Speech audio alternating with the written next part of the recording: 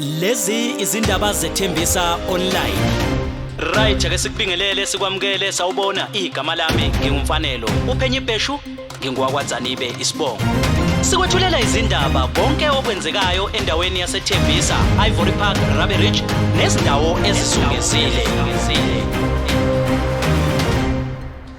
Sikwethulela umbiko lapho sithi khona sekwehle umshophi endaweni yaseKempton Park West. Indawo ke lena ebizwa ukuthi ke iChina Gate emgaqweni obizwa ukuthi ke uZurfontein. Sekwehleke lapho isigameko lapho kudutshulwe kwabulawa khona abesilisa abane. Laba besilisa ke kubika ukuba bangabokudabuka ezweni laseBangladesh. Bonke ke laba besilisa badutshulwe lapha ke emarobotini imoto yabo abebehamba ngayo yaseke iphaphalaza iyoshayisa ke unqenqema baphelela khona ke kuyo indawo yesigameko. Abezime eziphuthumayo babizelwe endaweni yesigameko nebala babamemezela njengabantu asebethule kuyo indawo yesigameko.